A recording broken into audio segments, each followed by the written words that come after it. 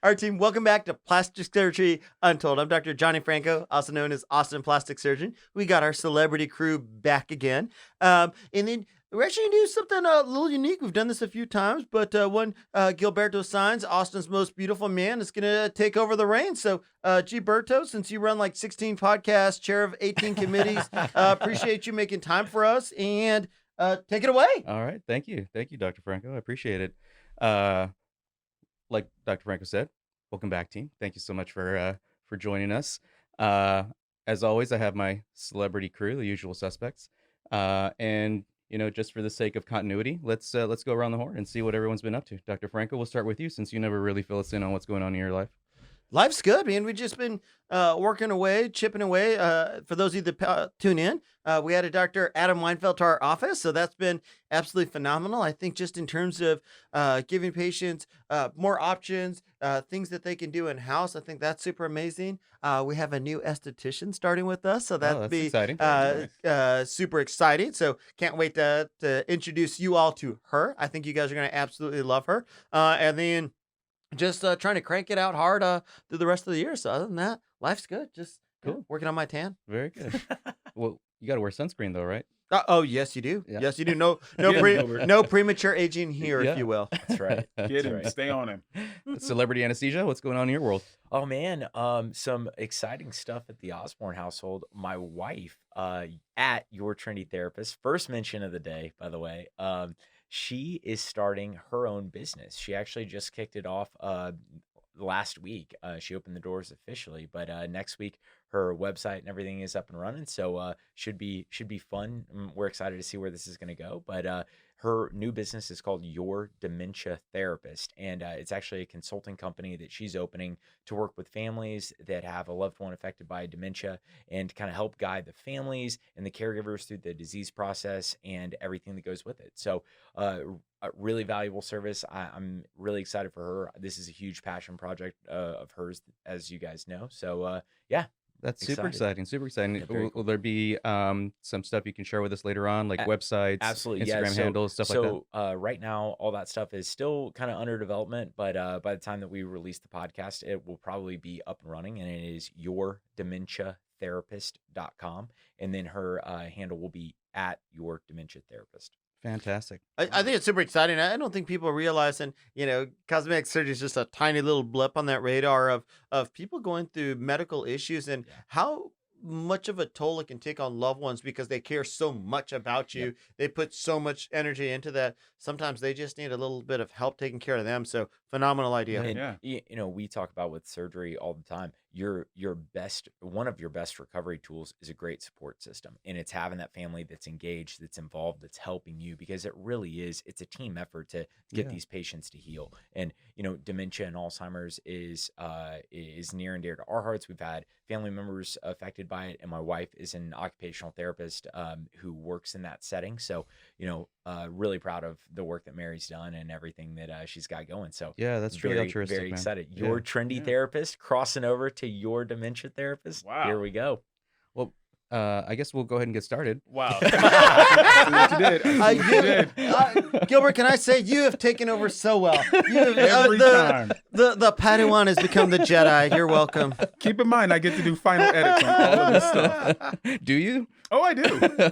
I can edit it my way. Tall Gamer, what's going on in your world, Well, sir? I don't know if I really want to follow that. That was amazing. No, so one big thing, hopefully by the end of this week, this coming week, the house will be closed. And so that'll be out of my mind, and just, I could just have the money in the bank to go be irresponsible with. So, yeah. So you're throwing us a party. Yeah, I was about to say, I where are we might, going? Where are we going for dinner? We might go to McDonald's, fellas. Anything on the dollar value menu, guys. Exactly. You can have two of them. No supersizing. But yeah, no, that's the big thing for me, and just that's what I'm focused on right now, just getting across that finish line. Awesome. Well, Yeah. congratulations. That's Thank you. that's awesome. So why don't we just go ahead and get started? I thought today's topic would be pretty interesting. I pitched this idea to Johnny. It's basically profile balancing. A lot of us when we go and seek help or treatment from our aesthetic providers, physicians, physician assistants, nurse practitioners, etc. we go in with certain things in mind. We visualize, certain things, but no one ever really thinks about how the world sees us, right? So we're only seeing ourselves, in a frontal view. But facial profiling basically is at its core kind of the harmony between the nose, the lips, and the chin. So kind of like seeing yourself from the side. No one ever really sees himself from the side unless it's in a photo. So I thought this would be a nice topic to talk about. I think that's super exciting because in the world of Zoom, Instagram, social media, I mean, we see ourselves so many times, and I think we see stuff that we perceive as beauty, as attractive, but sometimes we don't understand why that's attractive or why that's beautiful. And it's some of this harmony that everything's balanced. So I Yeah. thought this was a phenomenal topic that I think we've thought about, but don't really understand what it is. Yeah. So let's maybe get into that a little bit. Yeah. And so essentially, like I was saying, at its core, it's the harmony, the balance between the nose, the lips, and the chin. And so when we evaluate patients, or when I evaluate a patient, I'm not only looking at them in the frontal view, but I kind of walk around them a little bit as they're kind of telling me what they're coming in for, what their concerns are, and I'm evaluating all sides of them. And I certainly take into account the things that they talk about, Mhm. and are their main focus, but I also like to make points or notes about things that I see, because I like to take this, holistic approach at evaluating the patient and treating them as well. And so some of the things that we may see in this, profile balancing evaluation are changes in the nose, like the nasal profile. Some patients may have something called the dorsal nasal hump, which is a little bump in the nose that a lot of people are familiar with. Some people may have a little indentation in the nose, also known as a saddle deformity.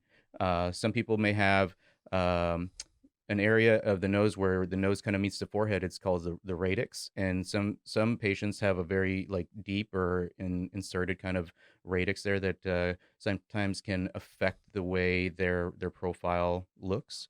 So those are some of the things that I look at. Some patients also have kind of like a depressed nasal tip, where the tip of their nose kind of turns down a little bit, and that's something that maybe they don't really pay too much Mhm. attention to, or maybe they do, and that's why they're coming in. And so that's one of the things that I like to discuss with them. I Dr. think I Franco, do think you see it's anything about like that in your practice? For sure, and I think it's almost hard because people don't come in and say, I feel like my profile's off balance, Yeah, and there's certain things that they like or don't like, but sometimes, and this is where it's our job to guide them a little bit because a right. lot of times people will say, "Oh, I don't like my nose, I don't like my chin," but if you kind of don't look at that whole profile as a holistic approach, you can over treat an area and definitely under treat an area, Yeah, and I think sometimes people don't realize that how much I feel like the chin jaw one until it's got a little bit more recognition. You're welcome. We've been talking about it. People underestimated that in terms of how much of a role it played because I feel like a lot of the nose got a lot of blame, maybe some credit, but I felt like that was people's biggest focus and didn't realize where the lips, where the jaw, where that all sat. mhm, Because especially if we're not talking about surgery, there's a limit to how much you can reduce the nose with non-surgical options. You can definitely do some plastic surgery magic to give the illusion of a little bit smaller, but there's a huge limit. right. I agree 100%. And I think that that kind of touches on some of the other things that I wanted to mention in regards to other aspects of profile balancing. Um, with relation to the nose and the lips and the chin. I mean, sometimes patients may have smaller lips, and that's why Mhm. they're coming in, and they think maybe if I get a little bit of lip augmentation, that'll essentially feed my needs, but in like the overall view of things, it also helps balance out their profile a little bit. And then on top of that, there's the chin, like you mentioned. Making sure that and everything kind of lines up the way it should appropriately or ideally. Because some patients have recessed chins, or some Mhm. patients have protruding chins, and there are certain things that can be done to help essentially improve the appearance of that, and again, get everything back in harmony, get back in balance. Do you find that like this often brings up opportunities for you to educate patients and say, like, let's say a patient comes in and says, "Hey, I have really thin lips. I want to get some lip augmentation or some injections or some fillers." and you do an eval of them and you see that maybe it's actually their nose that's throwing off their balance or their chin that's throwing off their balance. Like, does that come up often where like patients don't understand this relationship? Yeah, and I think it's a huge responsibility on our part to educate them. I mean, I think you wouldn't be practicing good medicine if you didn't educate the patient on, what it is what it is that they see versus what it is that you see, and how those things kind of correlate with one another.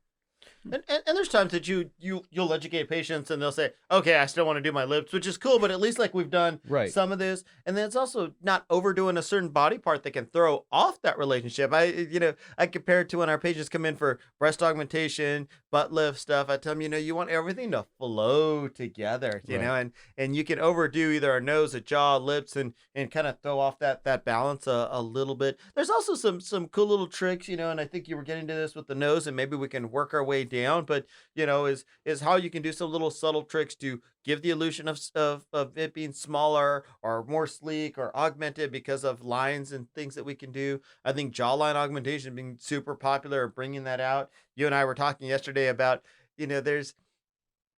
there's the root cause, and then there's kind of what we can do in a practicality in terms of this, especially as most of the time when people get to us, they're a little bit older. And when we're talking about jawline, you can talk about occlusion, you can talk about, different jaw deformities, you can talk about the actual chin. And so sometimes it's a camouflaging, a lot of this actually has to do is Gilbert knows, sitting with your teeth. And sometimes if people have already had braces, other stuff, it's funny how it all comes together, and some of it is maybe a little bit more than patients want to hear from us, but all the things we take into consideration. Yeah, and I agree. I think it's one of those things where we have to kind of just assess, the face as a whole, and sometimes we have to look at dentition. You have to look at inside the patient's mouth.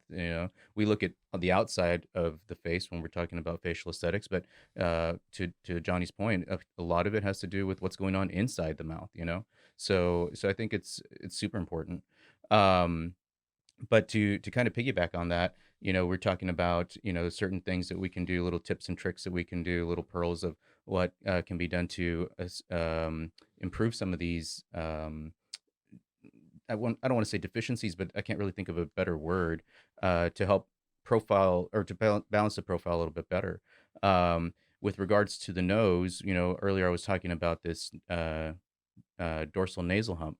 One of the things that I do in my practice is I'll use a little bit of dermal filler, both superiorly and inferior to the dorsal hump, meaning like just above it and just below it, just to kind of create a little bit of camouflaging, like Dr. Franco was alluding to earlier.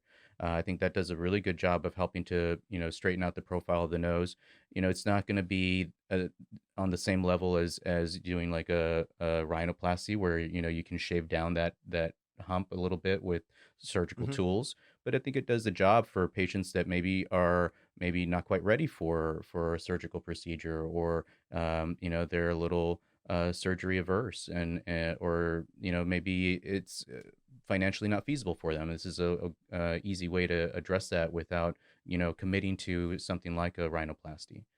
How do you get the conversation started, or where do you start? Because I think that's the hardest thing is I think, with when I see patients and I bring it up, it's rare that people are completely surprised with that, but they just kind of don't know where to start and what's the best bang for their buck, because obviously, not all of us have, celebrity money where we can just, drop a, 10 grand to get our face perfectly harmonious, if you will. So how do you guide them in terms of where to start, biggest bang for their buck? Yeah. And I know it varies from person to person, but I think it's, yeah, exactly. It varies from person to person. Most patients are coming in, it's not the expectation. They'll never be as pretty as celebrity. I mean, no, or as fit. that's fit, Yeah. Nice. or Fit Doc, who we had on God, recently. yeah. Like, you want to see a chiseled jaw? Yeah. Dr. Morales at Fit Doc. Check that out. Yeah.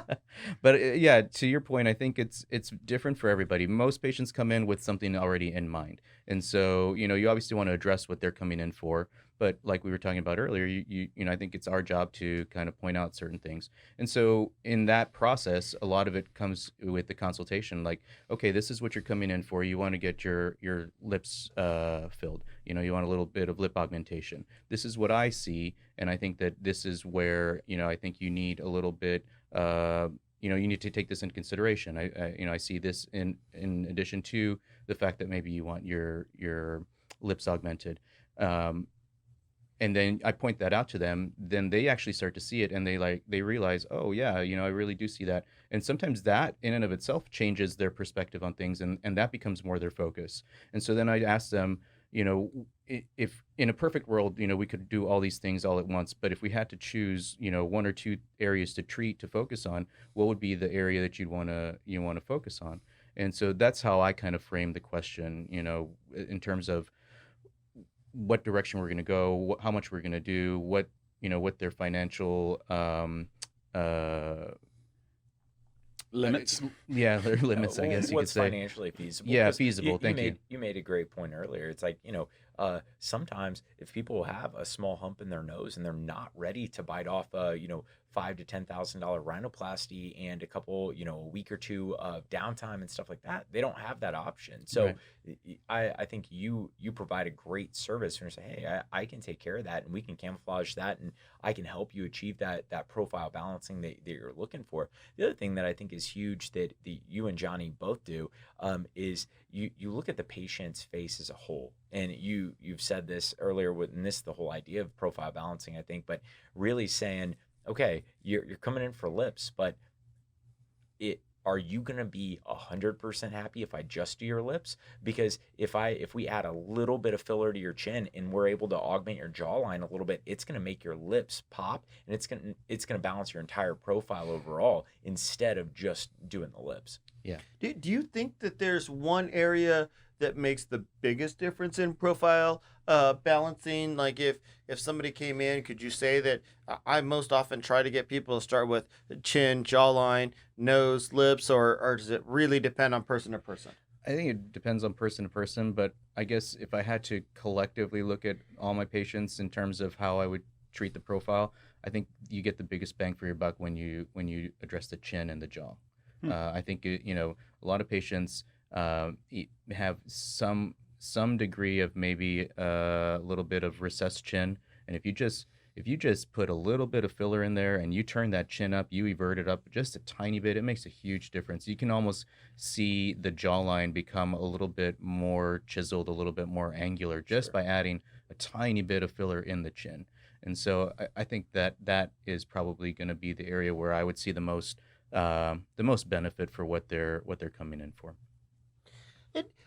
I think one of the things that's super cool is just and it's an extension of what you're talking about, and we've talked about the chin neck relationship, but it's funny how a little change in that chin nose stuff can even make not only the profile better, but the whole neck, the contour, that line. And we had Dr. Weinfeld on the show recently, and we're talking about facelift, and I kept saying facelift, and he'd be like, face and neck lift. And he kept whispering into the mic because it's this whole entire subunit. It's really hard to treat one without the other, but I agree. We all get fixated on something. We come in and be like, oh, I don't like my nose. I don't like my left big toe, but and it's always surprising. I tell people the story all the time. When I was fresh out into practice, it was probably my first or second year, it taught me never to assume what bothers people, right? This lady comes in and she had been in a horrible accident and had a really bad saddle nose deformity. Just the cartilage, the bone of her nose were crushed, just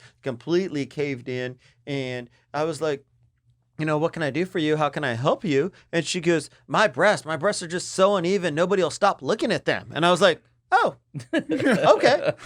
And it's just funny because sometimes what we think, is going to bother somebody isn't even on their radar. Yeah. What's most obvious to us is not even what's necessarily their issue, their concern. Totally. What other advice or how do you get people going in terms of this? Because you'll talk to them and then go from there. Because in my experience, unless celebrity walks in, with his chunk of cash, it's not always something that you can do in one setting. Right. So trying to figure out stages and kind of a process with a path forward. Yeah. Well, one of the pearls I picked up not too long ago from one of these webinars that I like to listen to, and I just learn a lot of things from a different plastic surgeons, dermatologists, injectors from around the country. One of them pointed out, I believe it was Dr. Bloom out of Philadelphia. You own many leather-bound books. Many. He suggested taking a photo with the patient's own camera of their profile and then showing it to them. Because again, we don't really see our own profile. And so he said, you take a picture of a patient's profile with their own phone, they're going to go home and they're going to like look at that over and over and over again. So even if they came in for one thing and, they get what they came in for, say it's nasolabial fold injections, lipid augmentation, Botox, or whatever, they're going to go home. They're going to take that look at that photo, and they're going to come back and they're going to be like, yeah, you know what, you're right. I do see this now, and I would like to address it. So I think that's a huge tool to use for these patients because they don't see that side of themselves. Sure. So I just want to kind of touch on some of the things because you'd spoken earlier about some of the deformities in the nose, but you didn't go on into the lips and some of the Yeah. So to kind of circle back to that, we talked about dorsal nasal humps. Dr. Franco mentioned a saddle deformity of the nose, which can also sometimes be addressed with dermal fillers. I also wanted to kind of point out the depressed nasal tip. I think that that's something that can be a game changer. How do you treat that? So that's give us a little pearl nuggets. Yeah. Shh, all you out there listening. Gather in, kids. So for that one, I like to inject a few units of Botox right at the tip of the columella, like right at the inferior border. Everybody's touching their nose. Of the columella. There's a muscle there that pulls the nose down. So when you put a little bit of Botox in that area, it relaxes that muscle, which naturally will turn the nose tip up. So I think that's a really super easy way to help address that depressed nasal tip.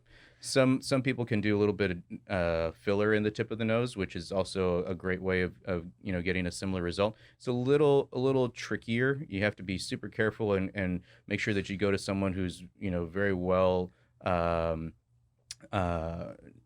educated on anatomy, just because there's a lot of structures in there that you just got to be really careful with. You don't want to poke the wrong thing. And I think it's harder to get the tip to lift with filler than most people think. I think the dorsum does well. To Gilbert's point, tip, I always caution people, there's a limit to what you can do with filler. I love the Botox strip. It'd be interesting next time we have Dr. Weinfeld on here, ask him, because some rhinoplasty experts will actually cut that muscle to release that tip up permanently, and it's actually a tiny little muscle. But this is what's cool when you go to a skilled provider, that knows how to use some of these various toxins. And it's one of these things where, how many units do you use? Just a couple, it's right? Just a couple, 2 to 3 units is what I typically use. It's such a little, very cost effective. And we talk about bang for your buck. Boom, there's one, and obviously it's got to be the right person that muscle's pulling. But this is where somebody that really knows can make a lot of changes. Yeah. And you're not having to, take out a loan from Celebrity Anesthesia. You can just do it on your own. It's cool. When you say the saddle nose, are you talking about like the stuff that's right here? No. Do you want to? No, go ahead. It's your show. So, I'm just along for the ride. I'm just in the back seat, asking when we get there. So a saddle deformity of the nose is where there's like an indentation on the bridge of the nose. Oh. They get the term saddle because it looks like a saddle. Oh, okay. Yeah. And correct me if I'm wrong, but aside from trauma, that could also be genetic. Can be genetic, can be from really anything that distorts the framework. The support. Basically, you've lost the support at the dorsum. Actually, it's very hard to fix because trying to find a strut that's going to span that entire way, it's basically like the roof of your house is collapsed. And that's because the pillars are gone, and so you've got to resupport that entire dorsum in a very smooth and sleek way. It can be a little challenging. And obviously, we're talking about non-invasive, non-surgical approaches for all these things today. I think it'd be great to maybe have Dr. Weinfeld back and maybe get his insight on how some of these things could be addressed from a surgical perspective. That could be a show all of its own. I think. Yeah. But to again circle back to Donald's question with regards to like lip balancing and chin balancing. So with lips, I think a lot of it has to do with projection, making sure that the lips project out to a point where it aligns up with like the chin and the tip of the nose. So I would use maybe some dermal filler in the lips for projection. If there's like any asymmetries between the top lip and the lower lip, we can correct that with dermal filler as well. There's a specific ratio that we want to try and maintain with the upper and lower lip in order to get that ideal balance. And Is that so the golden ratio? that's the golden ratio that everyone Oh. talks about. Yeah. I read a book. Yeah. and Hopefully you watched our YouTube channel. Yeah. And so that's something that we try to attain with the dermal fillers. What about because I feel like projection is always tough to achieve no matter what you're talking about, and we had Dr. Morales on previous episode and we are talking about butt projection and how that's super hard to achieve. I think projection on lips can be a little bit challenging as well. So I'd love to get your thought on Yeah. that. And then I think on the flip side, lip tinting, some of these things to try and give some projection, some upturn. I feel like sometimes people get carried away too and can throw off that balance. So maybe if you Yeah. don't mind addressing those two No, things. I couldn't agree more. I think there's a lot of trendy techniques that are being utilized now to try and create lip eversion, where we get more of the red part of the lip to show, including the lip tinting.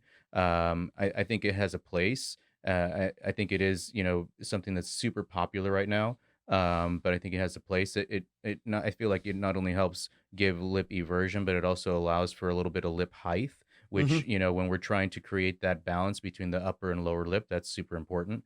So I think that it helps there. I think honestly, it boils down to just placement of the product, and if you can get in the right plane and place the product in the right aspect of the lip, you can achieve some projection.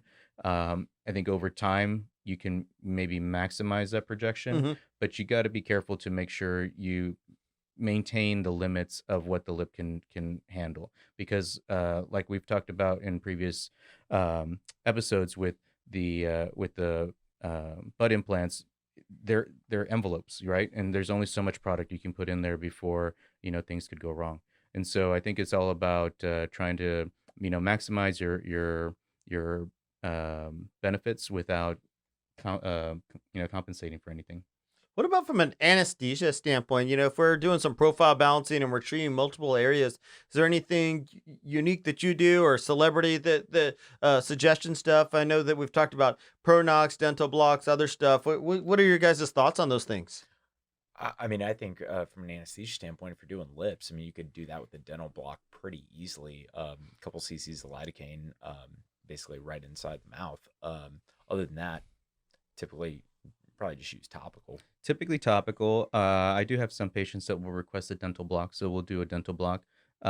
It does cut down on time a little bit because you don't have to wait for the topical anesthetic to kick in. The dental block kicks in pretty quick. Yep. It's pretty That's- effective. The only downfall to the dental block is that your mouth is numb for a few hours. But that's kind of also the benefit of it too, Sure. right? Now Yeah. you don't have sore lips for Yeah. the next couple Yeah. hours. You probably That's- can't go out and have margaritas right afterwards because you're gonna have a hard time sucking out of a straw. Not immediately. That's interesting that you use anesthesia. Yeah. So, yeah. Well, for the right patient. Well, and the one thing though that I would say a con about dental blocks is you have to have a really good framework going in, because sometimes it can cause a little bit of swelling, Mhm. and so I feel like you got to have a good game plan going in, and you kind of got to have that picture, because I do feel like they do get some swelling, especially on that upper lip area once you do a dental block. Yeah. But I think it works wonders, and the patients really love it because they don't feel anything. That's probably one of the more uncomfortable procedures that I do is lip augmentation.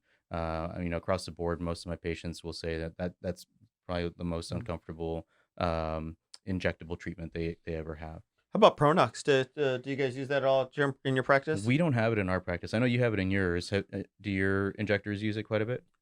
We definitely use it, and so I think it just depends on the person. Opposite of the dental block stuff, because with dental block it's all local. Once they get it, they can leave. With the Pronox, we do keep them in the office for about 20 minutes after the usage of it, just to make sure all of that gets out of their system in a safety first perspective, before they're driving or doing something like that. So there is a little bit of time commitment with that on the patients after we're done with the procedure. So just depends on the situation. But Yeah. but I think for definitely large fillers, other stuff where they get multiple areas, even when we've done some of our resurfacing or skin tightenings like all therapy and those type of things, definitely been super helpful. Cool. Yeah. Very cool. Even for some of our local procedures, sometimes people are just a little anxious to get that Yeah. local in. And really, once they just get over that initial stuff and they're numb, it's more of an anxious than a pain. And so they get themselves worked up a little bit. It's just helping take that little edge off. And once they realize, oh, everything's numb, I'm not hurting, Yeah. they're okay. Yeah. Yep.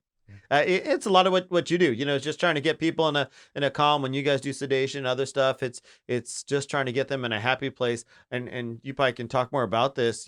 It's just letting the surgeon get everything numb. Once they get them numb, you kind of back it down. Yeah, absolutely. I mean, I think the biggest thing from an anesthesia standpoint is realizing like, what's the goal? And just like with you guys, facial balancing and injectables, it's like, is my goal anxiolysis or reducing this patient's anxiety, or is my goal total pain relief and general anesthesia? And do they need to be completely asleep?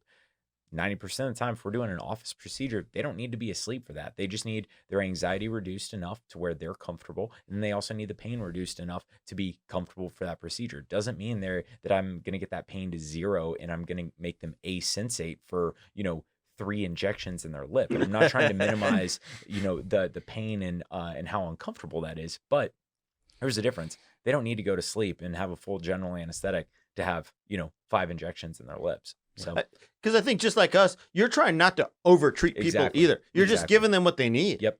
It just like with y'all, you don't walk into every single patient with 5 syringes full of filler and say, I'm going to use these no matter what, right? Just like I don't walk in and do a general anesthetic on every single patient, regardless of the procedure. Right. It's always patient dependent and what's our end goal. And that's I have a very frank discussion with every surgical and non-surgical patient that we're doing anesthesia on, just like you guys do with injectables. That's why you're a celebrity. Boom. Boom. So just to kind of piggyback on that, with regards to, anesthetic for these other procedures, I think it kind of just encompasses all those things, topical anesthetic, Pronox. I think those can be very easily used for the treatment of, nasal deficiencies, chin deficiencies, things like that. So I just want to make sure that we covered all the areas that we were talking about and with regards to anesthetic, not just lips.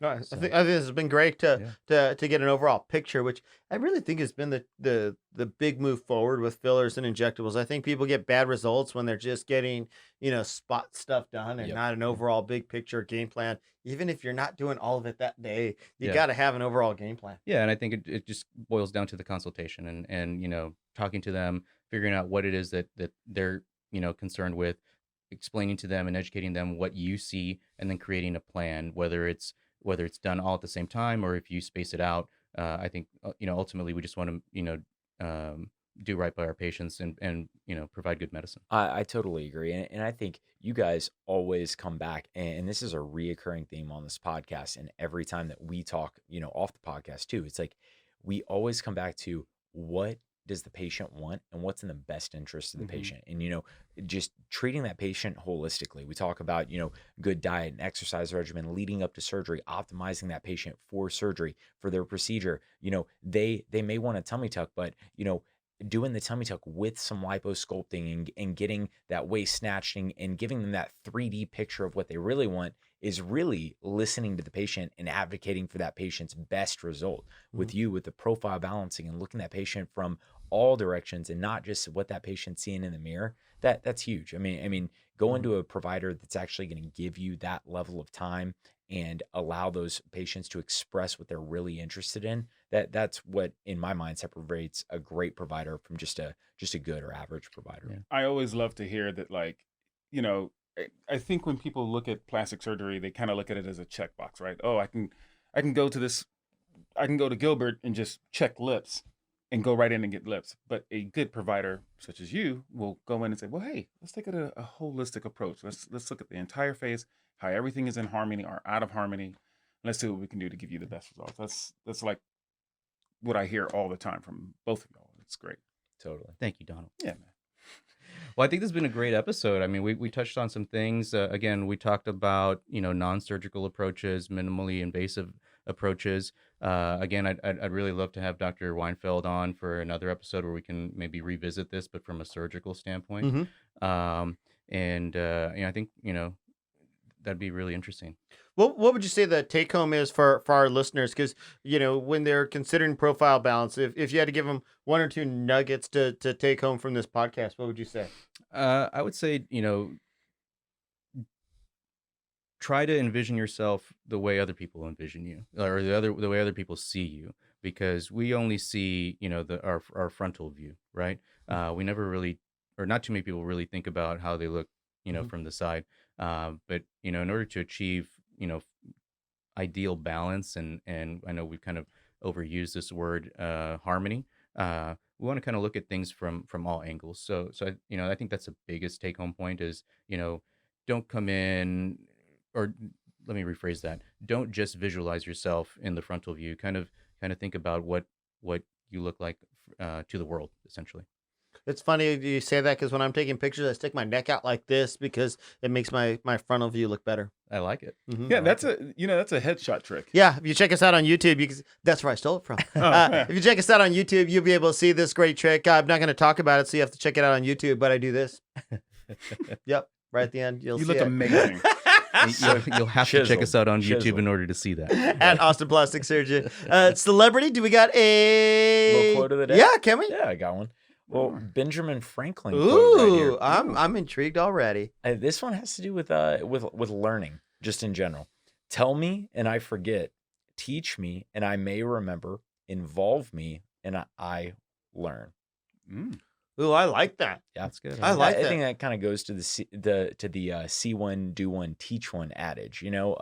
Being involved in something, you're always much more. Or I'm always much more likely to remember that information and digest it. It's funny because we had Dr. Morales on not too long ago, and he's, an aesthetic fellowship director, and it's always finding this good balance of, and baby steps, right? So you let somebody see you, you teach them, and then you make them an intricate part, and that's what leads for long-term success. So Totally. that's such a good one, man. Such a good one, and That's probably why your business is thriving. Yeah, that's good. I had a hard time trying to find a quote for today's topic, so I actually came up with one of my own. Oh, can we? yeah. This Good. is Can I- this is from you. Can I share it? Oh. Yeah. Do Yeah, we have to write I- this on like a Wikipedia I was for it to? maybe I don't know. I was trying to find a quote that kind of encompassed the topic, and I couldn't find one, so I just came up with one. I love I'm that. intrigued. Yeah. So This better be poetic. so my quote is, in our pursuit of achieving beauty, we find balance and harmony at the center. Ooh, I like that. Nice. Damn. Sorry, that was my head exploding all over Hold the on walls. in one here. second here, because I want to share this with everybody on our Instagram stuff. So can we have you say this just one more time Yeah, for sure. the people here? Hold Sure. on, because I feel like go ahead, give us your quote of the day by Austin's most beautiful man. Give us that Quote of the day: by you. Gilberto Steins III Uh-huh. once said, "In our pursuit of achieving beauty, we find balance and harmony at the center." Boom. I don't Mic drop.